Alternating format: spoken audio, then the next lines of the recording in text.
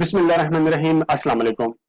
दोस्तों, आज की इस वीडियो में हम लोग सीखेंगे कि जब आपकी फेसबुक की कैंपेन टेस्टिंग फेज से बाहर आती है, यानी कि जब आपकी फेसबुक की कैंपेन सक्सेसफुल होती है, तो आपने उसको स्केल कैसे करना है, उसको किस तरह मजीद एक्सपैंड करना है। ठीक है, स्केलिंग करने के तीन तरीके हैं, एक है हॉरिजॉन्टल अप्रोच, एक है वर्टिकल अप्रोच और एक है हाइब्रिड अप्रोच।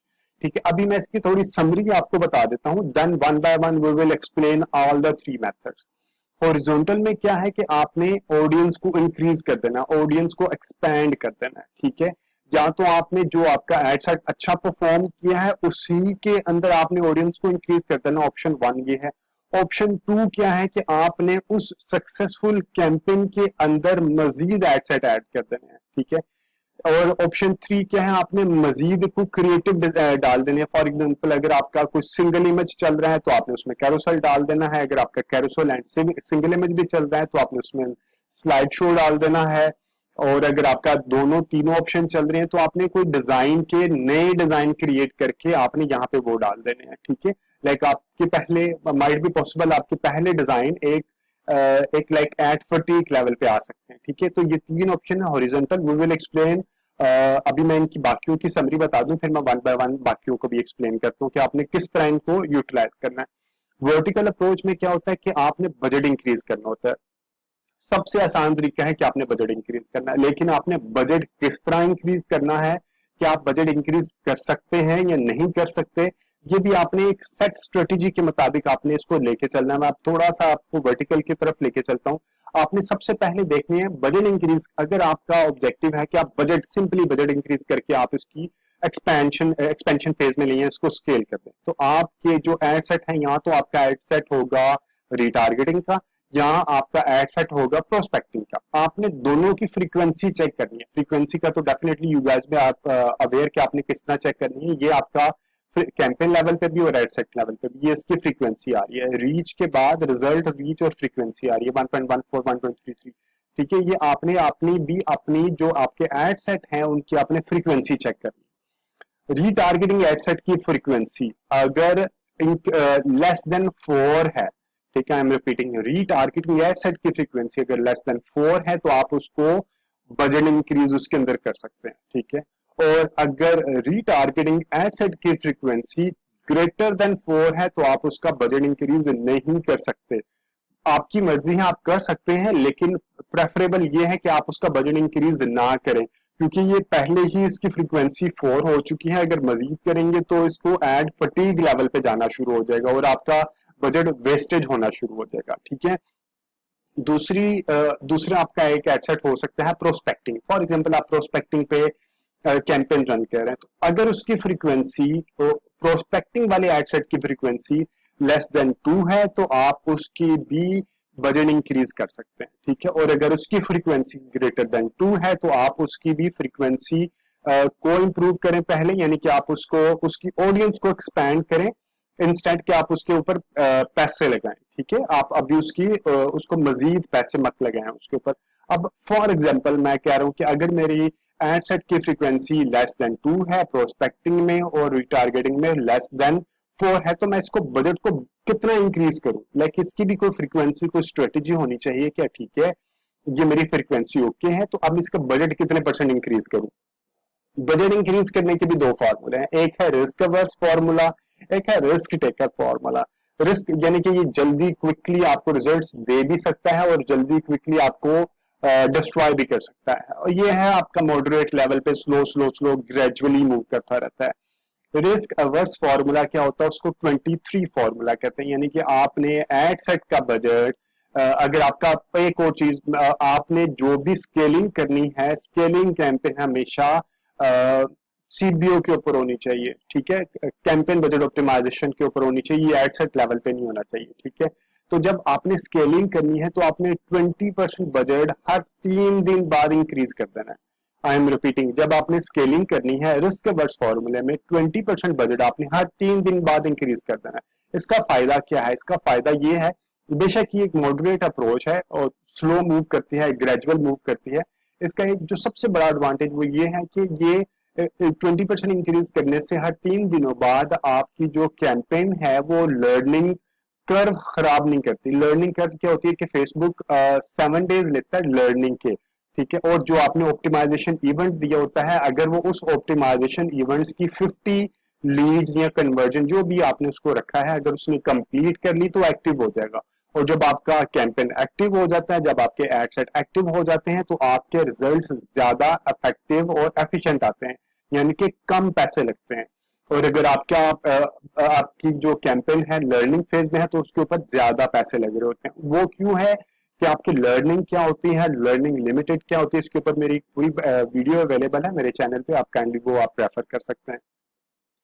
अब आगे कि फॉर एग्जांपल अगर मैंने 20% हर 3 दिनों बाद इंक्रीज कर रहा हूं, तो ये लर्निंग लिमिटेड में नहीं जाए, लाइक ये लर्निंग के कर्व को खराब नहीं करेगी, ये 7 डेज तक ये चलती रहेगी, आपके रिजल्ट अचीव हो जाएंगे, तो ये एक्टिव में आ जाएगा।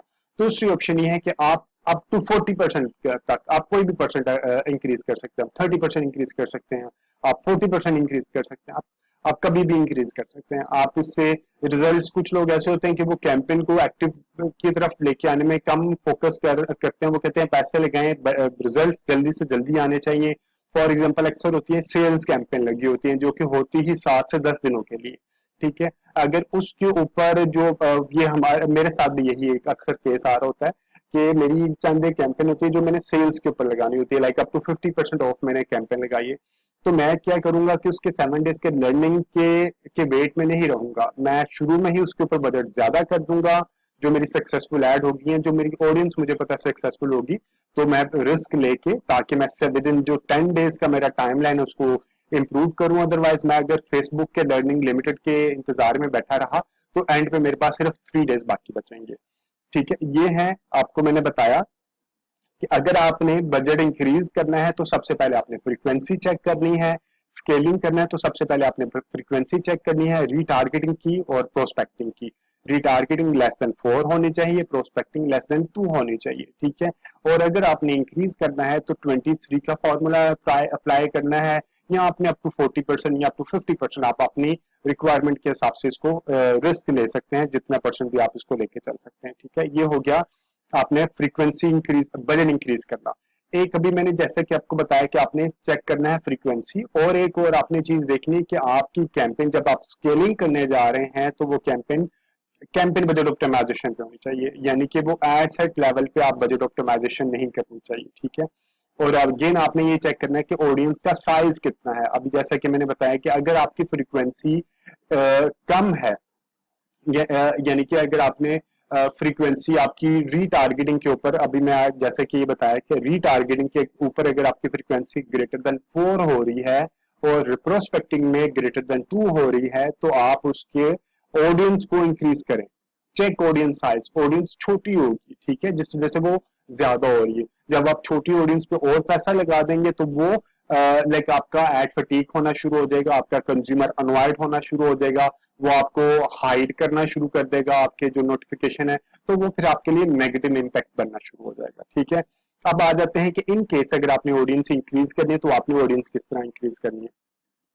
ऑडियंस एक्सपैंड करने के लिए ऑप्शन 1 है कि आप जो आपका एड सेट ज्यादा सक्सेसफुल है, उसी एड सेट को आप एक्सपैंड करें। आपने फॉर एग्जांपल आपका एड सेट चल रहा है 1% लुक लाइक ऑडियंस पे, आप उसको 2% लुक लाइक ऑडियंस पे ले जाए, ठीक है।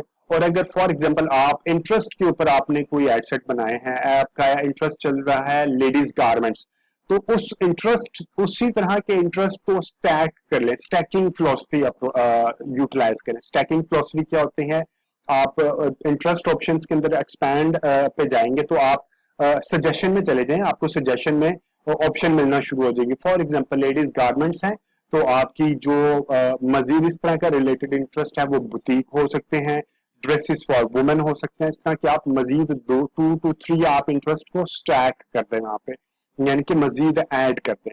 अगर आपका एड सेट रीटारगेटिंग के ऊपर चल रहा है और add to cart not buy 14 days के ऊपर आप चला रहे हैं एक एड सेट, तो आप उस एड सेट को इंक्रीज कर दें add to cart not buy 21 days या 30 डेज। इस तरह आप अपनी ऑडियंस को इंक्रीज कर देते हैं, ठीक है।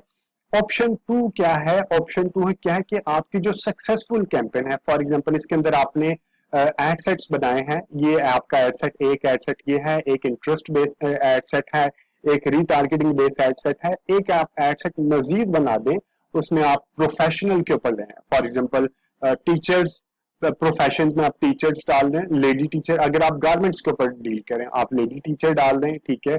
आप प्रोफेशन में आप डाल दें लॉयर डाल दें, आप प्रोफेशन में मार्केटिंग प्रोफेशनल डाल दें। इस तरह आप 2-3 प्रोफेशन डाल के भी आप टेस्ट कर सकते हैं कि वर्किंग वुमेन भी अक्सर ऑफिस में बैठ के अप्रोच कर रही होती हैं, ठीक है। यहाँ आप एड सेट में सिर्फ हाउस वाइफ को भी अप्रोच कर सकते हैं, ये आप एक एड सेट बना के इसमें ऐड कर सकते हैं। But this is a kind of a risky approach. आप इसमें नॉट नेसेसरीली कि इसमें आपको जो एड सेट बनाए उसमें सक्सेस मिले, लेकिन सक्सेसफुल कैंपेन के अंदर रहते हुए आपके चांसेस होते हैं कि वो एड सेट भी परफॉर्म कर जाता है। थर्ड अप्रोच क्या होती है, अभी जैसे कि मैंने शुरू में बताया था कि आप उसके क्रिएटिव चेंज करें या ऐड करें मजीद। अगर आपके क्रिएटिव के सिंगल इमेज यूज किया आप कैरोसेल डाल दें, अगर आपने कैरोसेल और सिंगल इमेज यूज किया तो आप स्लाइड शो डाल दें, आपने स्लाइड शो भी यूज किया आप वीडियो डाल दें। अगर आप सारे यूटिलाइज कर चुके हैं तो डिजाइन में कैप्शन में चेंजेस ले आए, मजीद थोड़ा सा इंप्रूव कर लें, उसी एड सेट के अंदर रहते हुए उसको डुप्लीकेट कर लें, ठीक है। थर्ड अप्रोच है जो कि अक्सर लोग जो बगैर स्ट्रेटेजी के मूव करना चाहते हैं, जो जो कहते हैं कि यार हमें नहीं पता, हम बहुत ज्यादा डेप्थ में नहीं जाना चाहते, ठीक है। अक्सर मार्केटिंग प्रोफेशनल ये करें, दे डोंट फोकस मच। वो क्या करते हैं कि बजट भी इंक्रीज कर देते हैं, at the same time audience भी इंक्रीज कर देते हैं, ठीक है। हाइब्रिड अप्रोच होती है, बाय सम बजट इंक्रीज भी हो जाएगा और ऑडियंस इंक्रीज भी हो जाएगा, तो डेफिनेटली स्केलिंग में एक हेल्प मिल जाती है, ठीक है। कैंपेन स्केलिंग से रिलेटेड अगर आपको मजीद कोई पॉइंट है, अगर आपको मजीद कोई इशू आ रहा है, कुछ चैलेंज आ रहा है, तो आप मुझे कमेंट सेक्शन में पूछ सकते हैं। इसके अलावा आप Facebook, Google advertising, YouTube advertising, search engine optimisation, on page search engine optimisation से रिलेटेड कोई भी क्वेश्चन है तो आप मुझे कमेंट में पूछ सकते हैं या मुझे व्हाट्सएप या ईमेल भी कर सकते हैं। आप मेरा चैनल जरूर सब्सक्राइब कीजिएगा, डिजिटल मार्केटिंग गाय, और learn Mazid for the development of Pakistan and for your own country. Take care. Allah Hafiz.